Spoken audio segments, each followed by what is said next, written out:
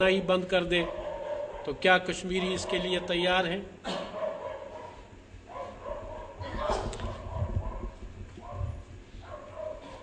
اسی طرح European union نے گمنام قبروں کے حوالے سے جس حمایت کا اظہار کیا یا ان کے ڈیلیگیشن نے مقبوضہ کشمیر جا کر جو اپنی رپورٹ پھر پیش کی یورپین یونین میں، یورپین پارلیمنٹ میں، اس میں جموں و کشمیر کو ایک بیوٹیفل پرزن کا نام دیا گیا، ایک خوبصورت قید خانہ۔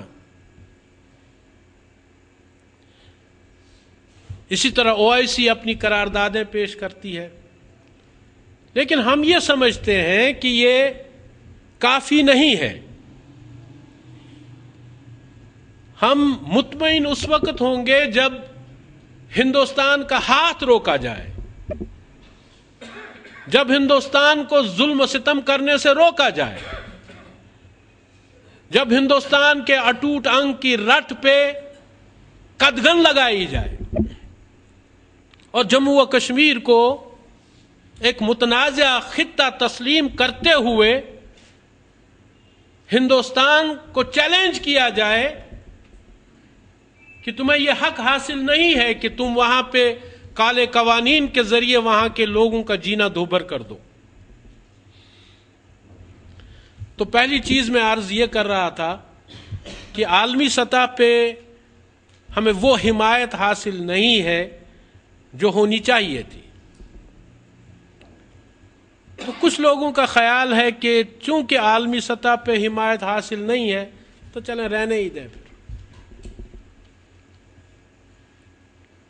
یا یہ کہ ہندوستان کو ہم تو باہر نہیں نکال سکتے کشمیر سے، اب اگر تھوڑا سا کچھ بیرونی دباؤ ہوتا، عالمی برادری کا دباؤ ہوتا تو شاید ہندوستان کچھ سوچنے پر بھی آمادہ ہو جاتا، لیکن چونکہ کوئی عالمی دباؤ ہے نہیں تو اس لیے پرانی تنخواہ پر ہی ہمیں گزارا کرنا چاہیے۔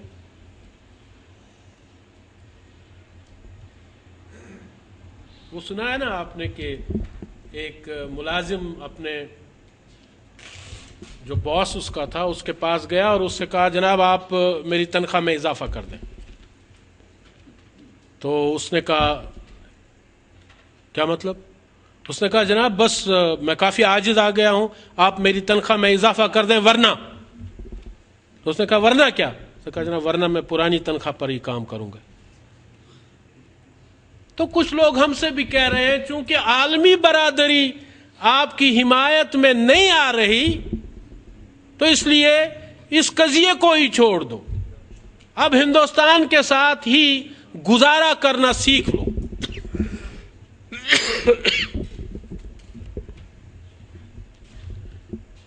تو کیا یہ ہمارے سامنے کوئی آپشن ہے کہ اگر عالمی برادری ساتھ نہ دے تو ہم بھی دستکش ہو جائیں تحریک آزادی سے؟ اس آپشن پر آپ کراس لگائیے۔